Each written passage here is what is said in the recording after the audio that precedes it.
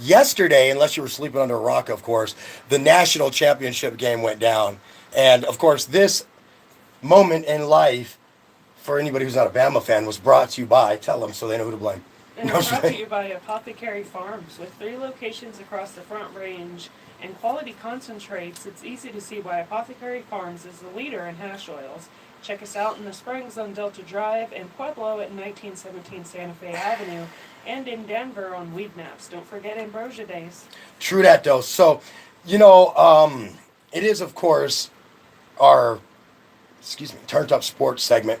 And probably nothing more turned up than Clemson fans down there. And we actually have a lot of listeners down there in Clemson, South Carolina. Believe it or not, we have a huge following down there. We have a t-shirt company that loves us out there and all kinds of other people. And so I know they're excited today out in Clemson. And I know some people that ain't so excited down in Bama. But what I can tell you is I didn't see the normal, BS from Bama fans.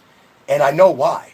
Because if you watch college football intensely like I do, like I literally have my phone like on college football with me around the town all day on a Saturday, any given fall, you know what I mean? So when you watch as much as I do, for me it wasn't a matter of when or if, it was just a matter of when. Who was going to knock off Bama? Was it going to happen during the regular season, or was it going to take a Clemson, a powerhouse like Clemson in a national championship game to do it? The reality is that if you watch Bama, they almost lost a couple of games this year, and one game they almost lost to an unknown, unranked, nobody school. Yeah. So there was already problems in Bama. I was a little concerned that they wouldn't lose this game because it seemed that a lot of those problems had subsided since then. And but no, not at all. Clemson's offensive coordinator Tony Elliott just really, really put to work with man, I'm actually just kind of blown away by this. I had a feeling, like I told her yesterday before the game starts, I got a feeling that Clemson's going to upset Bama tonight. And I told her that. I said, I really just got this feeling in my gut, my core, just as an analyst and as an announcer in sports, been doing this a long time when it comes to sports at least. I'm like, I just got this gut feeling. And I think sports guys that cover sports, especially when you played them, and you just get this gut feeling like we're going to lose or gut feeling like we're going to win.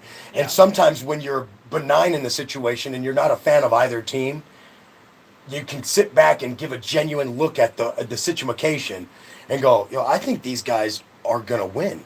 And that's how I just felt. I just felt like the freshman quarterback Trevor Lawrence from Clemson was gonna be too good this time around. And I think he, the last two or three times, I think 3 times Clemson's met them, they didn't have that real genuine answer. And this kid, by the way, a freshman, going to be playing a long time. I don't remember if he's a redshirt freshman. I'm sure they said it last night. I just wasn't paying attention.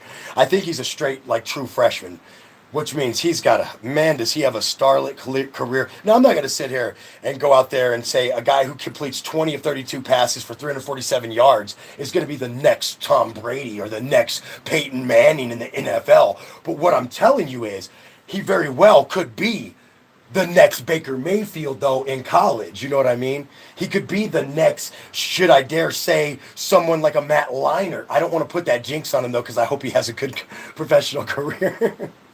Oops, did I say it out loud? No Trojans, right? No. So anyway, but it was I will tell you this. If you were a Bama fan, it was a tough game to watch. The game was originally at the end of the first quarter. I believe it was only 13, if I remember, 13-14, Clemson. But if Bama missing their extra point was any sign of things to come in this game, ladies, it should have been 14-14 going out of the first quarter, right? Bama misses that extra point, and I remember one of the announcers, I just remember him saying, is this a sign of things to come for Bama? Because Bama was down early in the game to start the game, Yeah. So, and he said, is this a sign of the things to come for Bama?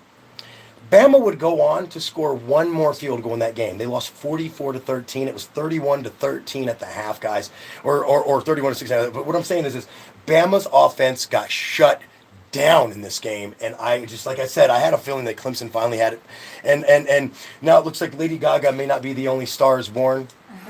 Sorry, last cheesy joke. No, it's not. Let's She get a looked break. beautiful at the Globes. Oh, by the way, you know what? Hold on.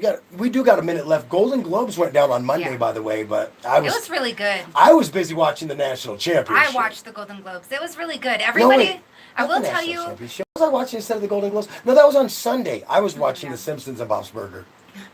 It was a breath of fresh air for there to be no problems. Nobody saying, negative or, things about anybody. It was just funny and great. Yeah. Lighthearted, and people were emotional because they're winning. Breakfast It time. was great. Let's go to break. It's blazing.